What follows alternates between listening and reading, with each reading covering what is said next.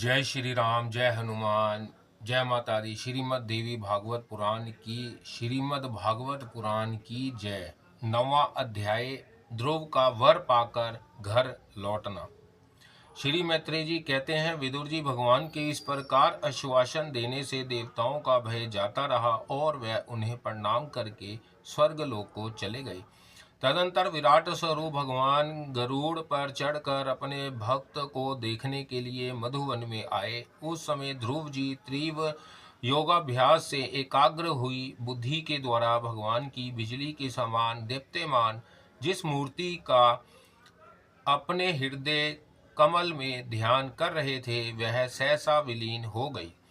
इससे घबराकर उन्होंने ज्यों ही नेत्र खोले कि भगवान के उसी रूप को बाहर अपने सामने खड़ा देखा। प्रभु का दर्शन पाकर बालक ध्रुव को बड़ा कौतूहल हुआ। वह प्रेम में अधीर हो गए। उन्होंने पृथ्वी पर दंड के समान लौटकर उन्हें प्रणाम किया। फिर वह इस प्रकार प्रेम भरी दृष्टि से उनकी ओर देखने लगे, मानो नेत्रों से उन्हें पी जाएंगे, मुख से चूम लेंगे और भुजाओं में कस लेंगे। वह हाथ जोड़ प्रभु के सामने खड़े थे और उनकी स्तुति करना चाहते थे, परंतु किस प्रकार करे यह नहीं जानते थे। सर्व अंतर्यामी हरि उनके मन की बात जान गए। उन्होंने कृपा पूर्वक अपने वेदमय शंख को उनके गाल से छुआ दिया। ध्रुव जी भविष्य में अविचल पद प्राप्त करने वाले थे। इस प्रकार शंख का स्पर्श होते ही उन्हें वेदमयी दिव्यवाणी प्राप्त हो गई और जीव तथा ब्रह्मा के स्वरूप का भी निश्चय ही हो गया। वह अत्यंत भक्ति भाव से धैर्य पूर्वक विश्वविख्यात कीर्तिमान श्री हरि की स्तुति करने लगे। ध्रुव जी ने कहा, प्रभु आप सर्वशक्ति संपन्न है। आप ही मेरे अंतकरण में प्रवेश कर अपने तेज से मेरी इस सोई हुई वाणी को सजीव करते हैं तथा हाथ पैर कान और त्वचा आदि अन्याय इंद्रियों एवं प्राणों को भी चेतना देते हैं। मैं आप अंतर्यामी भगवान को प्रणाम करता हूँ।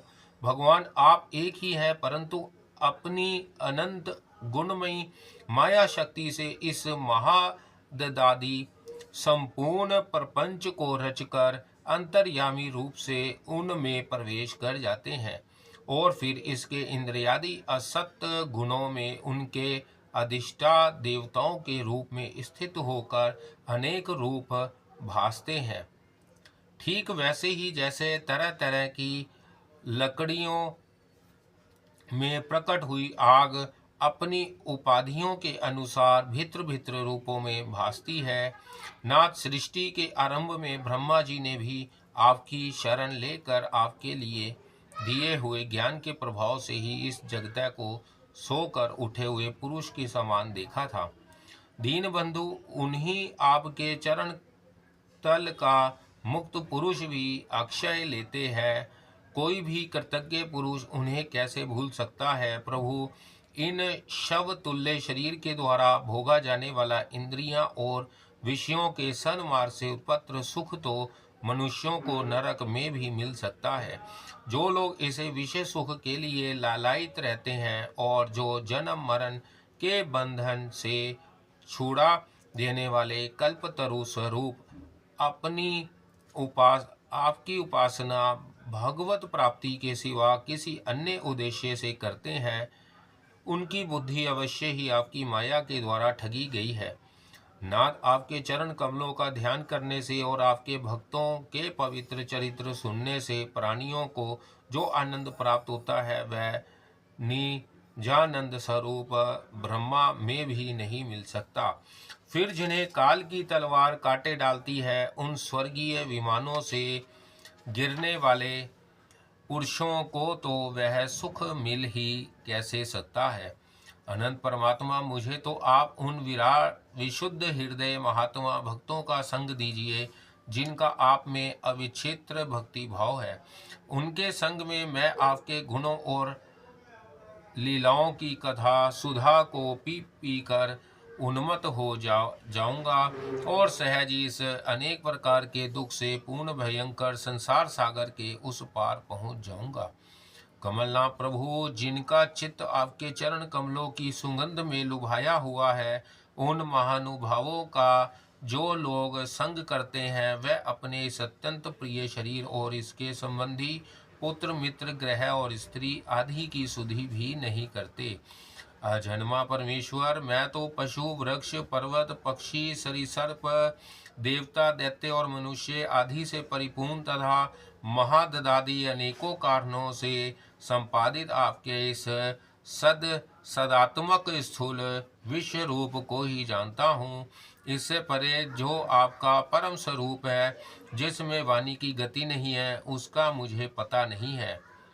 भगवान, कल्प का अंत होने पर योग निद्रा में स्थित जो परम पुरुष इस संपूर्ण विश्व को अपने उदर में लीन करके शेष जी के साथ उन्हीं की गोद में शयन करते हैं, तथा जिनके नाभि समुद्र से प्रकट हुए सर्वलोक में सुवर्ण वर्ण कमल से परम तेजोमय ब्रह्मा जी उत्पन्न हुए, वह भगवान आप ही हैं। मैं आपको प्रणाम करता हूँ।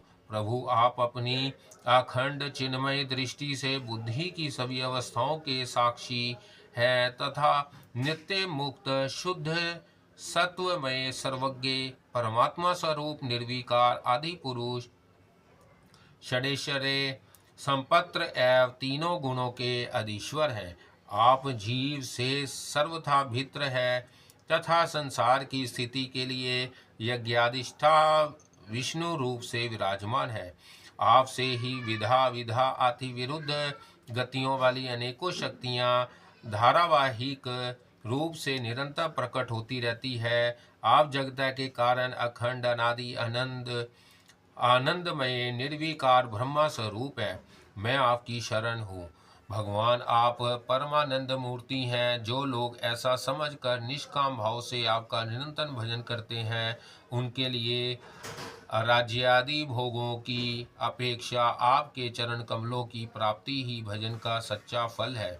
स्वामी, यद्यपि बात ऐसी ही है, तो भी गौ जैसे अपने तुरंत के जन्म में हुए बछड़े को दूध पिलाती और व्याधिनी से बचाती रहती है, उसी प्रकार आप भी भक्तों पर कृपा करने के लिए निरंतर विकल रहने के कारण हम जैसे सकाम जीवों की भी कामना पूर्ण करके उनकी संसार भय से रक्षा करते रहते हैं।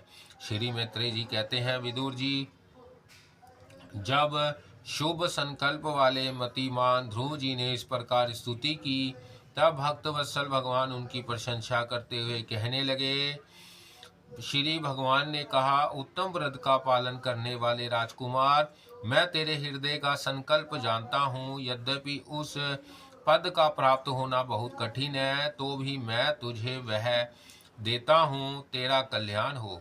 भद्र, जिस तेजोमय अविनाशी लोक को आज तक किसी ने प्राप्त नहीं किया, जिसके चारों ओर ग्रह नक्षत्र और तारागण रूप ज्योतिष चक्र उसी प्रकार चक्कर काटता रहता है, जिस प्रकार मेढ़े की चारों ओर दवरी के बैल घूमते रहते हैं। अवंतर कल्प पर्यंत रहने वाले अन्य लोगों का नाश हो जाने पर भी जो स्थिर रहता है, तथा तारागण के सहित धर्म अग्नि कश्यप और शुक्र आदि नक्षत्र एवं सप्त ऋषि गण जिसकी प्रदक्षिणा किया करते हैं, वह ध्रुव लोग मैं तुझे देता हूँ।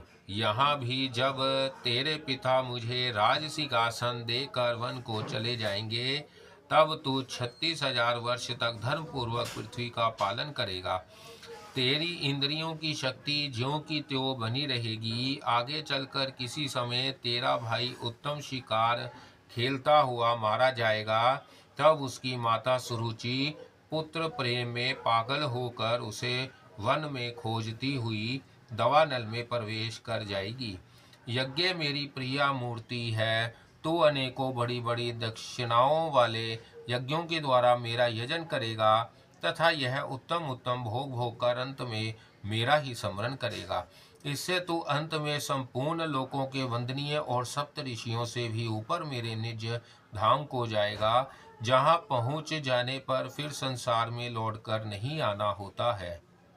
श्री मैत्रेय जी कहते हैं, बालक ध्रुव से इस प्रकार पूजित हो, और उसे अपना पद प्रदान कर भगवान श्री गरुड़ध्वज उसके देखते देखते अपने लोक को चले गए। प्रभु की चरण सेवा से संकल्पित वस्तु प्राप्त हो जाने के कारण यद्यपि ध्रुव जी का संकल्प तो निवृत्त हो गया, किंतु उनका चित्त विशेष प्रसन्न नहीं हुआ। फिर वे अपने नगर को लौट गए। विदुर जी ने पूछा, ब्राह्मण, मायापति श्री हरि का परम पद तो अत्यंत दुर्लभ है और मिलता भी उनके चरण कमलों की उपासना से ही है। ध्रुव जी भी सारा सार का पूर्ण विवेक रखते थे, फिर एक ही जन्म में उस परम पद को पा लेने पर भी उन्होंने अपने को अकृतार्थ क्यों समझा। श्री मैत्रेय जी ने कहा, ध्रुव जी का हृदय अपनी सौतेली माता के वाग बाणों से विद गया था तथा वर मांगने के लिए भी उन्हें उनका स्मरण बना हुआ था। इसी से उन्होंने मुक्तिदाता श्री हरि से मुक्ति नहीं मांगी। अब जब भागवत दर्शन से वह मनोमालिन्य दूर हो गया तो उन्हें अपनी इस भूल के लिए पश्चाताप हुआ। ध्रुव जी मन ही मन कहने लगे, अहो सनकादि उद्धर्व रेता सिद्ध भी जिन्हें समाधि द्वारा अनेकों जन्मों में प्राप्त कर पाते हैं, उन भागवत चरणों की छाया को मैंने 6 महीने में ही पा लिया, किंतु चित्त में दूसरी वासना रखने के कारण मैं फिर उनसे दूर हो गया। अहो मुझ मंद भाग्य की मूर्खता को देखो, मैंने संसार पाश को काटने वाले प्रभु के पद पादों में पहुंचकर भी उनसे नाशवान वस्तु की ही याचना की। देवताओं को स्वर्ग भोग के पश्चात फिर नीचे गिरना होता है, इसलिए वह मेरी भागवत प्राप्ति रूप उच्च स्थिति को सहन नहीं कर सके, अतः उन्होंने ही मेरी बुद्धि को नष्ट कर दिया। तभी तो मुझे दुष्ट ने नारद जी की यथार्थ बात भी स्वीकार नहीं की। यद्यपि संसार में आत्मा के सिवा दूसरा कोई भी नहीं है, तथापि सोया हुआ मनुष्य जैसे स्वप्न में अपने ही कल्पना किए हुए व्याग्नि से डरता है, उसी प्रकार मैंने भी भगवान की माया से मोहित होकर भाई को ही शत्रु मान लिया और व्यर्थ ही देश रूप हृदय रोग से जलने लगा। जिन्हें परसत्र करना अत्यंत कठिन है, उन्हीं विश्वात्मा श्री हरि को तपस्या द्वारा परसत्र करके मैंने जो कुछ मांगा है वह सब व्यर्थ है। ठीक उसी तरह जैसे गतायु पुरुष के लिए चिकित्सा व्यर्थ होती है, ओहो मैं बड़ा भाग्यहीन हूँ।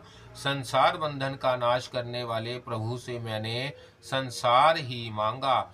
मैं बड़ा ही पुण्यहीन हूँ। जिस प्रकार कोई कंगला किसी चक्रवर्ती सम्राट को परसत्र करके उससे तुष सहित चावलों की कनी मांगे, उसी प्रकार मैंने भी आत्मनंदन प्रदान करने वाले श्री हरि से मूर्ता वर्ष व्यर्थ का अभिमान बढ़ाने वाले उच्च पदादि ही मांगे हैं। श्री मैत्रेय जी कहते हैं, तात तुम्हारी तरह जो लोग श्री मुकुंद पादारविंद मकरंद के ही मधुकर हैं, जो निरंतर प्रभु की चरण रज का ही सेवन करते हैं और जिनका मन अपने आप आई हुई सभी परिस्थितियों में संतुष्ट रहता है, वह भगवान से उनकी सेवा के लिए अपने लिए और कोई भी पदार्थ नहीं मांगते। इधर जब राजा उतानपाद ने सुना कि उनका पुत्र ध्रुव घर लौट रहा है, तो उन्हें इस बात पर वैसे ही विश्वास नहीं हुआ जैसे कोई किसी के यमलोक से लौटने की बात पर विश्वास ना करे। उन्होंने यह सोचा कि मुझ अभागे का ऐसा भाग्य कहाँ, परंतु फिर उन्हें देवऋषि नारद की बात याद आ गई। इससे उनका इस बात में विश्वास हुआ और वह आनंद के वेग से अधीर हो उठे। उन्होंने अत्यंत प्रसन्न होकर यह समाचार लाने वाले को एक बहुमूल्य हार दिया। राजा उतानपाद ने पुत्र का मुख देखने के लिए उत्सुक होकर बहुत से ब्राह्मण, कुल के बड़े बूढ़े मंत्री और बंधुजनों को साथ लिया तथा एक बढ़िया घोड़ों वाले सुवर्ण जटित रथ पर सवार होकर वह झटपट नगर के बाहर आए। उनके आगे आगे वेद ध्वनि होती जाती थी तथा शंख दुंदुभी एवं वंशी आदि अनेकों मांगलिक बाजे बजते जाते थे। उनकी दोनों रानियां सुनीति और सुरुचि भी सुवर्णमय आभूषणों से विभूषित हो राजकुमार उत्तम के साथ पालकियों पर चढ़कर चल रही थी। ध्रुव जी उपवन के पास जा पहुँचे। उन्हें देखते ही महाराज उत्तानपाद तुरंत रथ से उतर पड़े। पुत्र को देखने के लिए वह बहुत दिनों से उत्कंठित हो रहे थे। उन्होंने झटपट आगे बढ़कर प्रेमातुर हो लंबी लंबी सांसें लेते हुए ध्रुव को भुजाओं में भर लिया। अब ये पहले के ध्रुव नहीं थे। प्रभु के परम पुनीत पादों का स्पर्श होने से इनके समस्त पाप बंधन कट गए थे। राजा उत्तानपाद की एक बहुत बड़ी कामना पूर्ण हो गई। उन्होंने बार बार पुत्र का सिर सूंघा और आनंद तथा प्रेम के कारण निकलने वाले ठंडे ठंडे आंसुओं से उन्हें नहला दिया। तदंतर सज्जनों में अग्रगण्य ध्रुव जी ने पिता के चरणों में प्रणाम किया और उनसे आशीर्वाद पाकर कुशल प्रश्नादि से सम्मानित हो दोनों माताओं का प्रणाम किया। छोटी माता सुरुचि ने अपने चरणों पर झुके हुए बालक ध्रुव को उठाकर हृदय से लगा लिया और अश्रु गदगद वाणी से चिरंजीवी रहो ऐसा आशीर्वाद दिया। जिस प्रकार जल स्वयं ही नीचे की ओर बहने लगता है, उसी प्रकार मैत्री आदि गुणों के कारण जिस पर श्री भगवान प्रसन्न हो जाते हैं, उसके आगे सभी जीव झुक जाते हैं। इधर उत्तम और ध्रुव दोनों ही प्रेम से विरह होकर मिले। एक दूसरे के अंगों का स्पर्श पाकर उन दोनों के ही शरीर में रोमांच हो आया तथा नेत्रों से बार बार आंसुओं की धारा बहने लगी। ध्रुव की माता सुनीति अपने प्राणों से भी प्यारे पुत्र को गले लगाकर सारा संताप तो भूल गई। उसके सुकुमार अंगों के स्पर्श से उसे बड़ा ही आनंद प्राप्त हुआ। वीरवर विदुर जी, वीर माता सुनीति के स्तन उसके नेत्रों से झरते हुए मंगलमय आनंद श्रुओं से भीग गए और उनसे बार बार दूध बहने लगा। उस समय पूर्ववासी लोग उनकी प्रशंसा करते हुए कहने लगे, महारानी जी, आपका लाल बहुत दिनों से खोया हुआ था, सौभाग्यवश अब वह लौट आया है। यह हम सब का दुख दूर करने वाला है, बहुत दिनों तक भूमंडल की रक्षा करेगा। आपने अवश्य ही शरणागत भयभंजन श्री हरि की उपासना की है। उनका निरंतर ध्यान करने वाले धीर पुरुष परम दुर्जय मृत्यु को भी जीत लेते हैं। विदुर जी, इस प्रकार जब सभी लोग ध्रुव के प्रति अपना लाड प्यार प्रकट कर रहे थे, उसी समय उन्हें भाई उत्तम के सहित हथीनी पर चढ़कर महाराज उत्तानपाद ने बड़े हर्ष के साथ राजधानी में प्रवेश किया। उस समय सभी लोग उनके भाग्य की बड़ाई कर रहे थे। नगर में जहाँ तहाँ मगर के आकार के सुंदर दरवाजे बनाए गए थे तथा फल फूलों के गुच्छों के सहित केले के खंभे और सुपारी के पौधे सजाए गए थे। द्वार द्वार पर दीपक के सहित जल के कलश रखे हुए थे, जो आम के पत्तों, वस्त्रों, पुष्पमालाओं और मोतियों की लड़ियों से सुसज्जित थे। जिन अनेकों परकोटों, फाटकों और महलों से नगरी सुशोभित थी, उन सब को सुवर्ण की सामग्रियों से सजाया गया था तथा उनके कागुरे विमानों के शिखरों के समान चमक रहे थे। नगर के चौक, गलियों, अटारियों और सड़कों को झाड़ बुहार कर उन पर चंदन का छिड़काव किया गया था और जहाँ तहाँ खील, चावल, पुष्प, फल, जौ एवं अन्य मांगलिक उपहार सामग्रियाँ सजी रही थी। ध्रुव जी राजमार्ग से जा रहे थे। उस समय जहाँ तहाँ नगर की शीलवती सुंदरियाँ उन्हें देखने को एकत्र हो रही थी। उन्होंने वात्सल्य भाव से अनेकों शुभाशीर्वाद देते हुए उन पर सफ़ेद सरसों, अक्षत, दही, जल, दूर्वा पुष्प और फूलों की वर्षा की। इस प्रकार उनके मनोहार गीत सुनते हुए ध्रुव जी ने अपने पिता के महल में प्रवेश किया। वह श्रेष्ठ भवन महामूल्य मणियों की लड़ियों से सुशोभित था। उसमें अपने पिताजी के लाड प्यार का सुख भोगते हुए वह उसी प्रकार आनंद पूर्वक रहने लगे जैसे स्वर्ण में देवता लोग रहते हैं। वहाँ दूध के फैन के समान सफ़ेद और कोमल शैया, हाथी दांत के पलंग, सुनहरी कामदार पर्दे, बहुमूल्य आसन और बहुत सा सोने का सामान था। उसकी सब टीक और महामरकतमणि की दीवारों में रत्नों की बनी हुई स्त्री मूर्तियों पर रखे हुए मणिमय दीपक जगमगा रहे थे। उस महल के चारों ओर अनेक जाति के दिव्य वृक्षों से सुशोभित उद्यान थे, जिनमें नर और मादा पक्षियों का कलरव तथा मतवाले भोरों का गुंजार होता रहता था। उन बगीचों में वैदुर्य मणि की सीढ़ियों से सुशोभित बावलियाँ थीं, जिनमें लाल, नीले और सफ़ेद रंग के कमल खिले रहते थे तथा हंस, कराड़, डव, चकवा एवं सारस आदि पक्षी क्रीड़ा करते रहते थे। राजश्री उत्तानपाद ने अपने पुत्र के अति अद्भुत प्रभाव की बात देव ऋषि नारद से पहले ही सुन रखी थी। अब उसे प्रत्यक्ष वैसा ही देखकर उन्हें बड़ा आश्चर्य हुआ।